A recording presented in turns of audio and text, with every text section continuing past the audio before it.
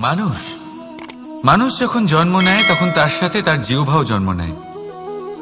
কিছু বছর পরে তার দাঁতও ওঠে, আর বৃদ্ধ অবস্থায় এই দাঁত তার সঙ্গ ছেড়ে চলে যায়।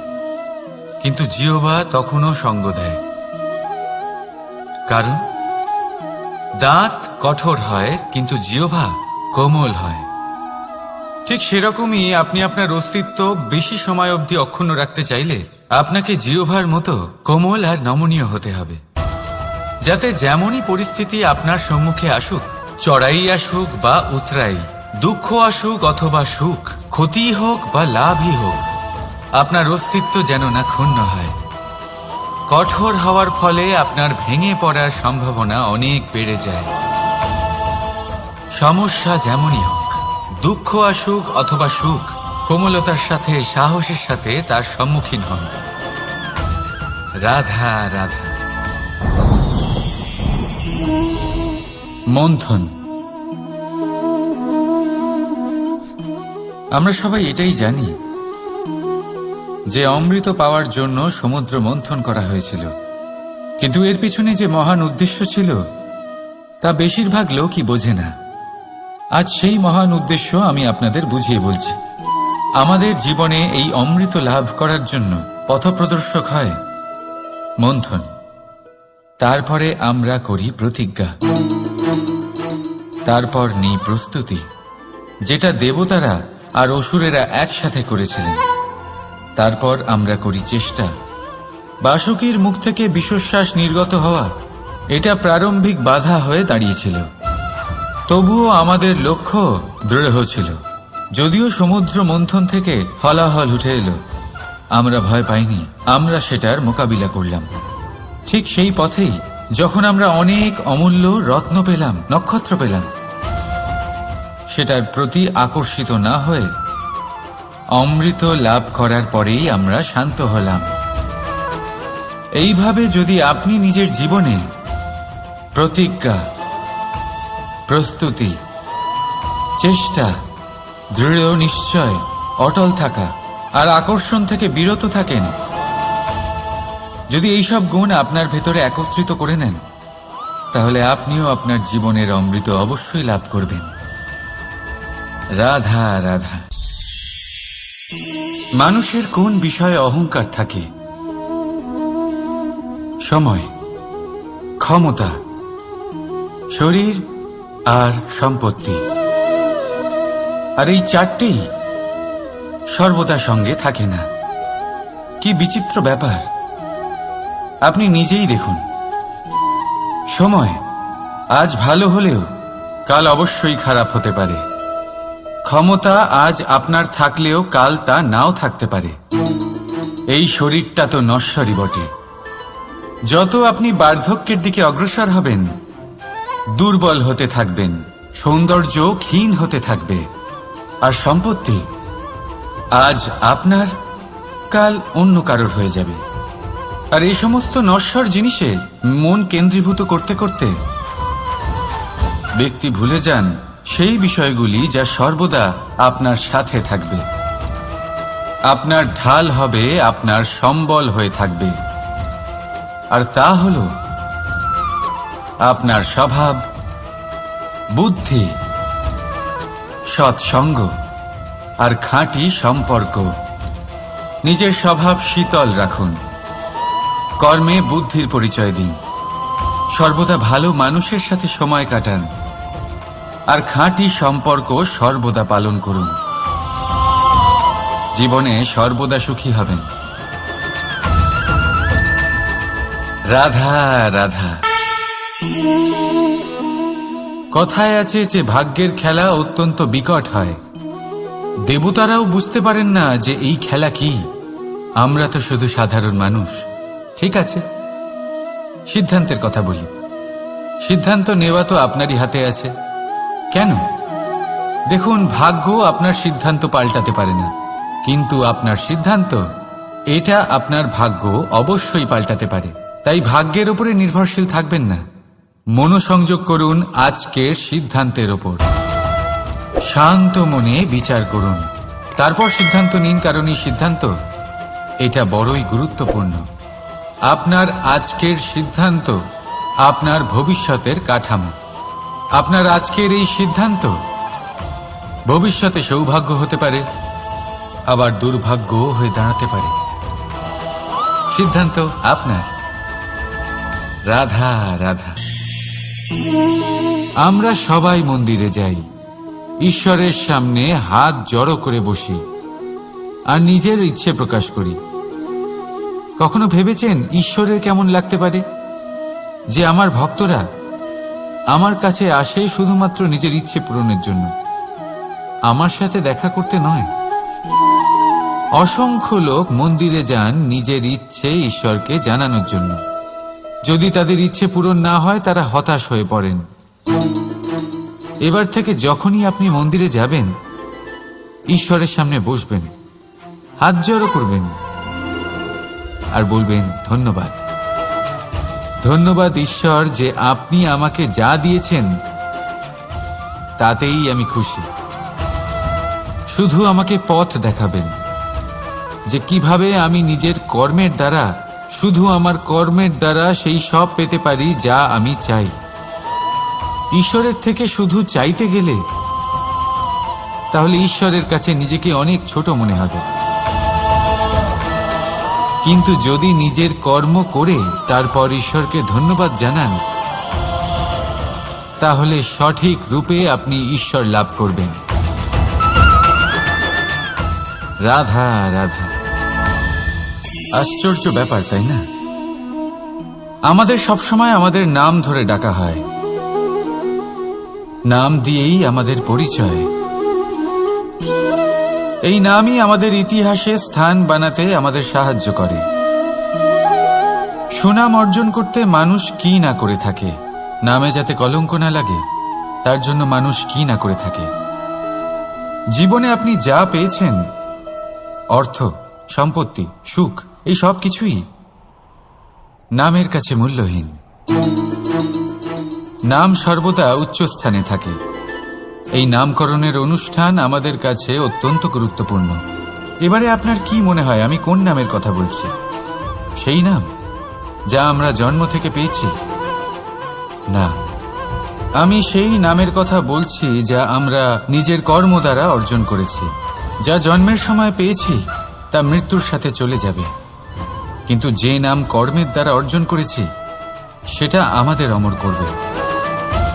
মাতা পিতা আমাদের জন্ম দেয়, জন্মের সাথে সম্পর্ক দেয়, সমাজ থেকে পাই বন্ধু, প্রকৃতি থেকে পাই খাদ্য।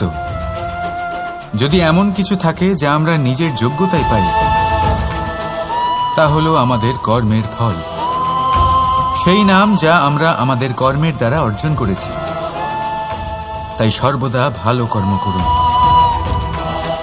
আর আমার সাথে ভালোবেসে বলুন, রাধা রাধা। মানুষ বড়ই বিচিত্র প্রাণী, সব সময় লড়াই করতে থাকে, সব সময় চেষ্টা করে যাতে সেই শ্রেষ্ঠ হয়, চেষ্টা করে যাতে তার সামনে সবার মাথা নত হয়। তাই সবার আগে শক্তি অর্জন করার চেষ্টা করে। সে শক্তি অর্জন করেও নেয় আর তারপর ভয় দেখিয়ে সবাইকে নিজের সামনে নত করে। কিন্তু একটা গুরুত্বপূর্ণ কথা ভুলে যায়, বুঝতেই পারে না। দেখুন, আমি আপনাকে একটা উদাহরণ দিই। আপনি নিশ্চয়ই বৃক্ষ এবং তার ডালপালা দেখেছেন, যা ফলের ভারে নিচু হয়ে যায়। ফল পড়ে গেলে আবার সে উঠে যায়, তারপর আরও একটা ফল হয়, সেটাও পড়ে গেলে আবার উঠে যায়, সর্বদা নত থাকে না। কখনো হাঁটতে গিয়ে আপনি নিশ্চয়ই দেখে থাকবেন যে আপনার পা কোনো ফুলের ওপরে পড়লে তা নত হয়ে যায়, কিন্তু যেই আপনি পা সরাবেন সেই ফুল আবার উঠে দাঁড়ায়। একটা অত্যন্ত গুরুত্বপূর্ণ কথা মনে রাখবেন, যে শির ভয়ভীত হয়ে আপনার সামনে নত হয়, সেই শিরই বিরোধিতা করতে সবার আগে দাঁড়াবে। আপনি জিতে নিন, সবাইকে জিতে নিন, কিন্তু ক্ষমতার দ্বারা নয়। তাদের জিতুন প্রেমের সাহায্যে। রাধা রাধা। ঈশ্বর লতা পাতাকে দাঁড়িয়ে থাকার শক্তি দেননি, ঈশ্বর এই শক্তি দিয়েছেন বৃক্ষকে। এই লতাপাতা বৃক্ষের সাহায্যে দাঁড়িয়ে থাকে, তাতেই বিকশিত হয়। এবার এই লতাপাতা দুই ধরনের হয়। প্রথম সে যে এই বৃক্ষতে বিকশিত হয়, ফুল ফুটিয়ে তোলে, নিজেকেও সুন্দর বানায়, বৃক্ষকেও সুন্দর বানিয়ে তোলে। দ্বিতীয় সে যে বৃক্ষকে পুরোপুরি শুকিয়ে দেয়, তার প্রাণ শক্তি তার থেকে কেড়ে নেয়, আর শেষে নিজেও ধ্বংস হয়ে যায়।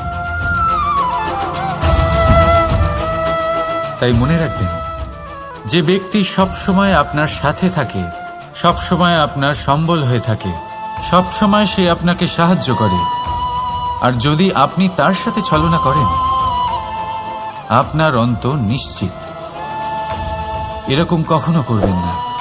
সেই ব্যক্তিকে ভালোবাসা দিন, সম্মান দিন, আর আমার সাথে প্রসন্ন হয়ে বলুন, রাধা রাধা। কখনো আপনি কোনো কুমোরকে দেখেছেন যারা মাটির পাত্র বানায়? প্রথমে সে ভিজে মাটি মাখে, তারপর তাকে গড়ে, তারপর তাকে চাকায় দিয়ে সঠিক আকার দেয়। যদি আকার ঠিক না হয় তা তক্ষুনি ঠিক করে দেয়, কারণ সে এটা জানে যে একবার এটা আগুনের তাপে দিয়ে দিলে, একবার এটা শুকিয়ে গেলে তারপরে এর আকার কখনোই বদলানো যায় না। এখানে লুকিয়ে আছে একটা শিক্ষা, সমস্ত মাতা পিতার জন্য একটা শিক্ষা। মাতা পিতাও তো এরকমই হন। তাদের নিজেদের সন্তানকে সঠিক সময় মতো শ্রেষ্ঠ শিক্ষা দেওয়া উচিত। মাতা পিতা যেন কখনো তাদের বিধাতা না হতে চান, কিন্তু প্রতিটা মুহূর্তে সবসময় চেষ্টা করুন তাদের সঠিক পথ দেখানো, কখনো কোমলতা দিয়ে, কখনো ভালোবাসা দিয়ে, আর কখনো কঠোর হয়ে। তার জীবনকে, তার ব্যক্তিত্বকে আকার দেওয়ার চেষ্টা করুন, কারণ যেমন মাটি একবার শুকিয়ে গেলে তারপর সেই পাত্রের আকার বদলানো যায় না, ঠিক সেইভাবেই আয়ুর বৃদ্ধির সাথে সন্তানের শিক্ষা কখনোই বদলানো যায় না। তা মনে রাখবেন। রাধা রাধা। আপনি কি কখনো কোনো প্রজাপতি দেখেছেন? ভালো নিশ্চয়ই লাগে। আসলে প্রজাপতি কার না ভালো লাগে? ছোট হোক বা বড়, প্রজাপতিকে সবার ভালো লাগে। এবারে ভাবুন, এই প্রজাপতির সূত্রপাত কি করে হয়?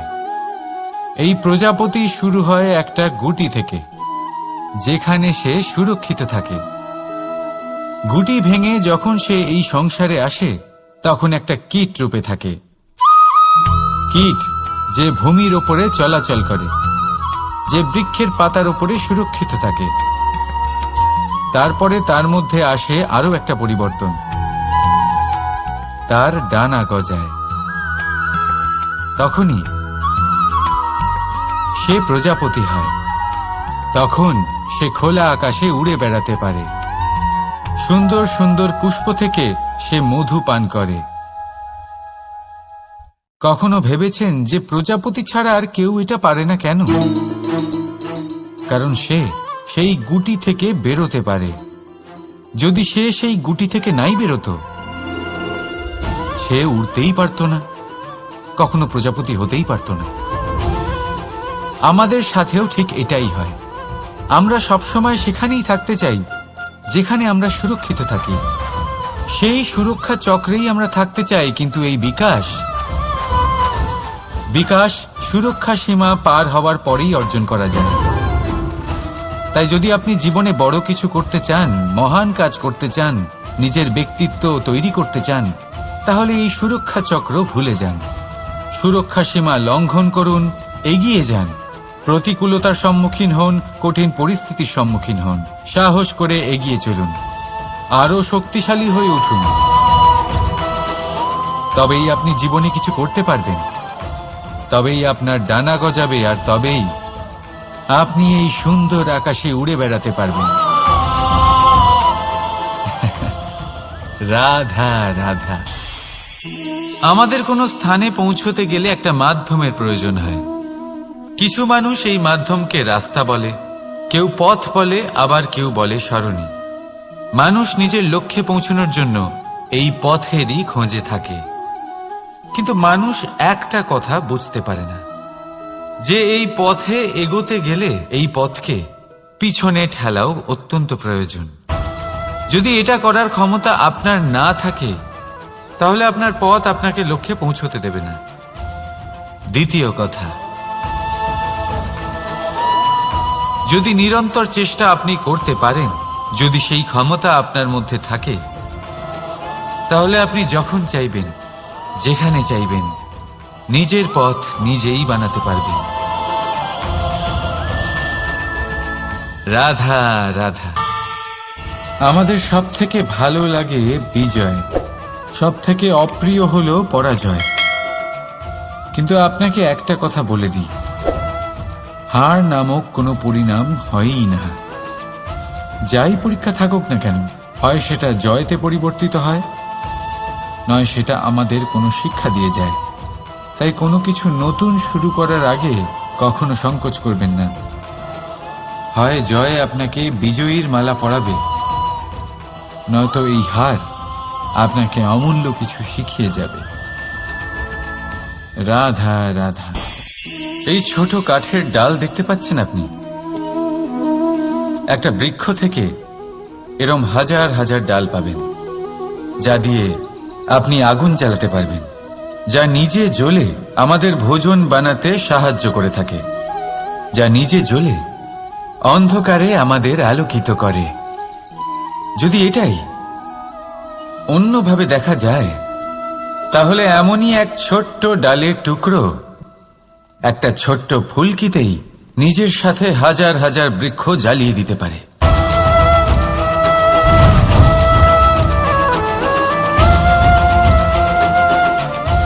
পার্থক্য কোথায়? পার্থক্য হলো শুধু দৃষ্টিভঙ্গিতে, মানসিকতায়। যদি এই মন শীতল রাখেন, শান্ত রাখেন, তাহলে অসংখ্য মানুষের জীবন আলোকিত করবেন। যদি ক্রোধ আর অহংকারের আগুনে জ্বলতে থাকেন, তাহলে শুধুমাত্র বিনাশ করবেন। সিদ্ধান্ত আপনার। রাধা রাধা। আজ বিজয়া দশমী, সেই দিন যবে শ্রীরাম রাবণকে বধ করেছিলেন। এ হলো সেই দিন যেদিন শ্রীরাম লঙ্কা জয় করেছিলেন। লোকে বলে এটা খারাপের বিরুদ্ধে ভালোর জয়ের প্রতীক। এটাকে দেখার আরো একটা দিক আছে। আগে হ্যাঁ, এটা ভালোবাসার জয়ের প্রতীক, এটা পরিবারের জয়ের প্রতীক। আপনি তো নিশ্চয়ই জানেন যে রাবণ মহা জ্ঞানী ছিল, মহা শক্তিশালী ছিল, মহাদেবের পরম ভক্ত ছিল রাবণ। এবার যে ব্যক্তি কৈলাস পর্বত তুলতে পারত, সেই ব্যক্তি নিজে এক কাটা বৃক্ষের মতো শ্রী রামের চরণে পড়েছিল। সমস্ত বাধা আপনি অতিক্রম করবেন। রাধা রাধা। আপনি কি কখনো শুনেছেন হরিণ সিংহের থেকে পালানোর বদলে তার সাথে লড়াই করেছে? হরিণ সিংহকে আক্রমণ করেছে, কখনো শুনেছেন? কখনো না। কিন্তু এরকম হতেই পারে, এরকম হয়েই থাকে। আর এটা তখনই হয় যখন হরিণের শাবক বিপদে পড়ে। যখন তার সিংহের কবলে পড়ার ভয় থাকে, তখন হরিণীও এসে সিংহের সাথে লড়াই করতে থাকে। কারণ সে একজন মা, আর মা তার সন্তানের জন্য সবকিছু করতে পারে। এ হলো মায়ের স্নেহ, যেটা যত নরম হতে পারে ঠিক ততটাই কঠোরও হতে পারে। আর তার সন্তানের মঙ্গলের জন্য সে ক্রোধের সমস্ত সীমা পার করে তার সন্তানকে রক্ষা করেই ছাড়বে। আর সেই জন্যই তো মাকে সন্তানের জীবনে সব থেকে বড় ঢাল বলা হয়। এই মাকে আমার শত কোটি প্রণাম।